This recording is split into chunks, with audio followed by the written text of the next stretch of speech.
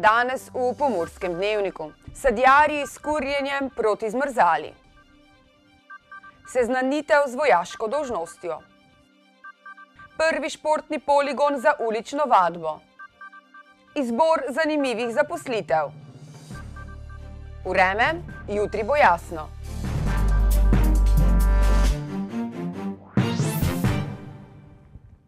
Spoštovane in spoštovani, lepo pozdravljeni v Pomurskem dnevniku. V večjem delu države so se temperature po noči in zjutraj spustile pod ledišče, kar je prineslo tudi spomladansko pozebo. Sadjarji so se proti pozebi borili na več načinov, tudi s kurjenjem v sadovnjakih. Danes smo se zbudili v zelo hladno jutro za ta letni čas, ki je prineslo resno tveganje za pridelek na sadnem drevju in jagodičevju, pa tudi na vinski trti in vrtninah. Sadjar Jože Žeks je svoj sadovnjak v Vidoncih zaščitil na več načinov. Smo dali kopreno, vrteks, ker že je polnem cvetu. In upamo, da bo kaj obvarovalo. Lanska zmrzal je v Žekševem sadovnjaku povzročila veliko škodo, saj je bil izpad 100%. Letos upajo, da bo ostalo vsaj to, kar so zaščitili. Okrog polnoči, ko so se termometri ustavili na ledišču, je sadovnjaku začel kuriti slamo. Tukaj kurim bale slame zaradi dimenja. Zakaj je dim pomemben? Dim je pomemben, da zgoraj na drevesi zaveso napravi in vsaj stopinjo verjetno upam, da zmanjšam. Tudi Ivo Trstenjak, sadjar iz Stročje vasi, je noč preživel v sadovnjaku, kjer je reševal, kar se je rešiti dalo. Ja, 2 nasada orošujemo, tam, ki je možnost. V tem, ki te možnosti ni, tu pa segrevamo zrak z napravo, ki je prav za to namenjena. Poleg kurjenja pa so se, da bi sadovnjake zaščitili pred pozebo, sadjarji poslužili tudi oroševanja, ki velja za enega najbolj učinkovitih načinov. Ja, oroševanje je sistem proti pozebi, ki deluje na tem principu, da ko dovajamo vodo, ko voda zmrzuje, se sprošča toplota in ta toplota potem ščiti cvet. Torej, oroševati je potrebno, oziroma dovajati vodo najprej v dovolj velike količine, da sproti zmrzuje in potem tako dolgo, dokler se vse skupaj ne otopi. Kajti tako dolgo, kot bo zmrzovalo, bo odtajalo toploto, pozneje pa moramo tudi dovajati dovolj vode, da se ta led stopi, kajti led, ko pa se topi, pa odvzema toploto in takrat je ponavadi največ škod po pozebi. Oroševanje lahko sadovnjake zaščiti tudi do več stopinj Celzija. Ostali načini pa le oblažijo temperature. Ja, oroševanje nekje do -7 do takrat deluje. Ostale sistemi pa so taki, da zmanjšajo oziroma oblažijo temperaturo nekje za 1 do 2 stopinji, ki je včasih lahko odločilna. Sicer pa je tudi tokratna pozeba najbolj prizadela zatišne lege. Tako je bilo lahko v le nekaj par 10 metrov razdalje tudi do 5 stopinj Celzija razlike. Pomembna pa je bila vsaka stopinja, saj so sadovnjaki že v razvojni fazi cvetenja.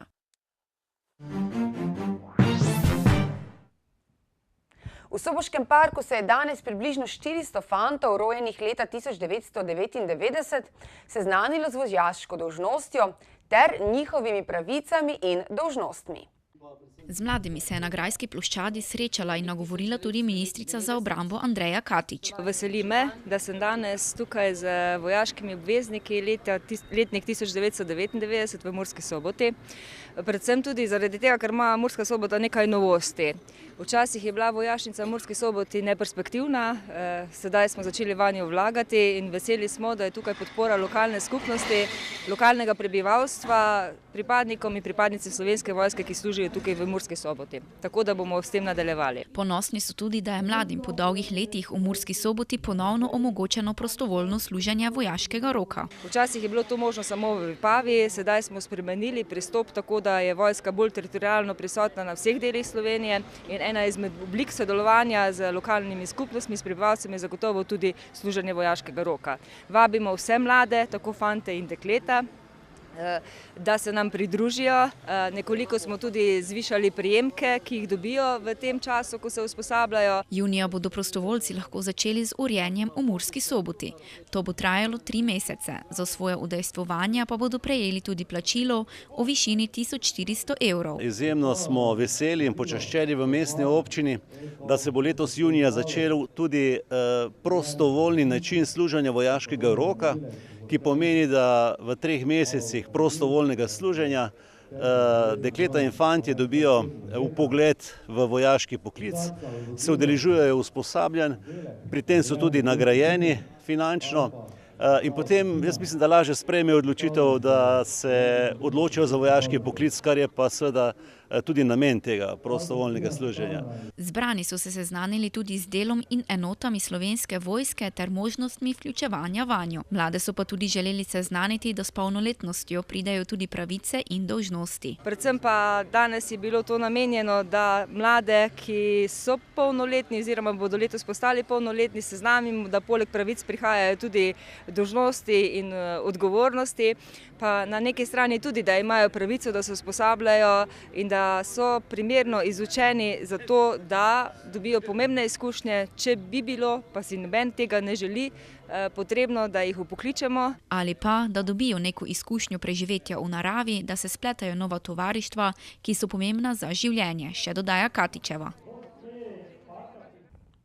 Včeraj je bilo na Mojstrski ulici veselo in športno obarvano, saj je svojemu namenu bil predan prvi športni poligon za ulično vadbo v Murski Soboti.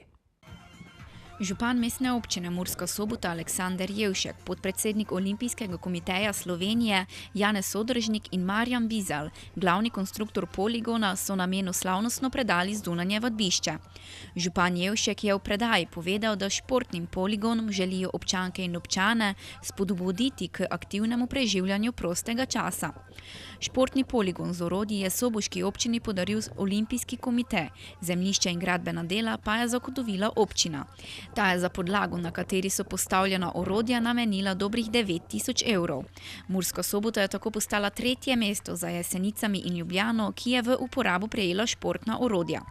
Konec leta 2015 sta namreč Olimpijski komite Slovenije, Združenje športnih zvez in Slovenska industrija jekla podpisali dogovor o sodelovanju, na podlagi katerega bosta postavila 11 zunanjih športnih poligonov po Sloveniji, ki bodo na voljo vsem željnim gibanja v naravi. Iščete zaposlitev? Ob petkih vam na TV Ideja ponujamo pester izbor zanimivih prostih delovnih mest. Če se znajdete v kuhinji ter ste vešči pripravi jedi in jedilnikov, vam priložnost ponujajo v Termah 3000. Stanovanjsko-komunalno podjetje Gornja Radgona medtem išče operativnega upravnika, ki bo skrbel za pregled stavb, zbiranje podatkov o potrebnih vzdrževalnih delih in organizacijo popravil. Pomoč potrebujejo tudi v podjetju Roto, kjer zaradi širitve poslovanja zaposlijo pomočnika vodje skladišča. Kariero si lahko zgradite tudi s poznavanjem programskih jezikov. V mladem podjetju, ki se ukvarja z razvojem navidezne resničnosti, vas morda čaka delovno mesto PHP HTML razvijalca. Morda pa bi se najbolje znašli pri izvajanju socialne pomoči. Ustrezna računalniška znanja vam lahko prinesejo delovno mesto strokovnega delavca za prejemke in oprostitve na Centru za socialno delo Murska Sobota. Povezave do prijav na vsa delovna mesta najdete na sobotainfo.com. Dogajanje v 3. slovenski nogometni ligi Vzhod se počasi preveša v zadnjo fazo. Pred nami je še 7 krogov, ki bodo dali odgovor na to, kdo bo prihodnje leto nastopal med drugoligaši. V najboljšem položaju je Nafta, ki jo med prvo četverico vsaj na papirju čaka najlažje delo. Lendavčani bodo doma gostili Bogojino. Muro čaka zahtevno gostovanje. Odhajajo namreč v Kuzmo k Tromejniku, kjer v zadnjih 2 letih niso uspeli slaviti. Odranci, ki so se po točkah izenačili z Muro, odhajajo na gostovanje v Martjance. Beltinci, ki so v prejšnjem krogu remizirali z Muro, so pred novim zahtevnim dvobojem. Tokrat jim goste prihaja Hotiza. Polana, ki je v prejšnjem krogu klonila proti Bogojini in zdrsnila na 12. mesto, ima proti Križevcem na domačem igrišču odlično priložnost, da pride do polnega izkupička.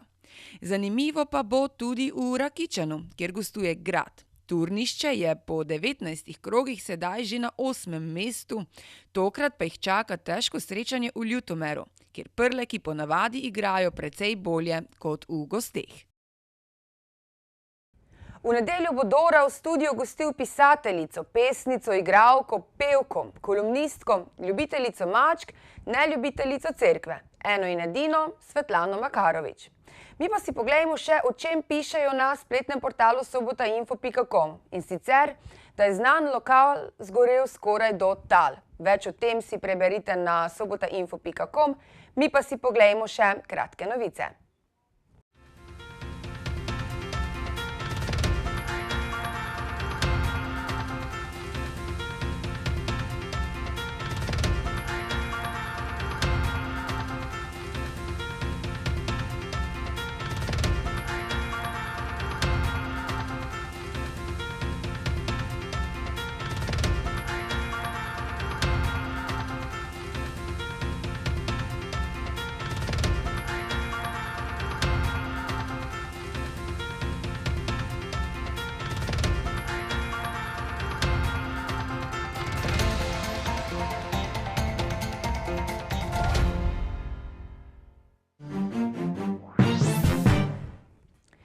Jutri bo sprva precej jasno s hladnim jutrom, popoldne se bo od severa zmerno pooblačilo. Kakšno vreme nas čaka čez vikend pa v nadaljevanju. Danes smo imeli sončen dan s temperaturami okrog 10 stopinj Celzija. Opoldne smo v Krajinskem parku Goričko namerili 10, v Murski Soboti, Lendavi in Radencih pa 11 stopinj Celzija. Jutri bo sprva precej jasno s hladnim jutrom, popoldne se bo od severa zmerno pooblačilo. Ponekod bo pihal jugozahodni veter. Najnižje jutranje temperature se bodo v Murski Soboti gibale okrog stopinje nad lediščem, dnevne pa se bodo povzpele do 16 stopinj Celzija. V nedeljo zjutraj in dopoldne bo v notranjosti Slovenije prehodno rahlo deževalo. Čez dan bo spremenljivo oblačno, nastale bodo še posamezne plohe. V ponedeljek kaže, da bo na vzhodu še delno jasno, drugod pa zmerno do pretežno oblačno. Temperature v naših krajih se bodo zjutraj gibale okrog 4 stopinj, dnevne pa se bodo povzpele do 14. Toliko smo vam pripravili za danes. Več vsebin najdete na www.tvideja.si. Z nami bodite tudi jutri. Nasvidenje.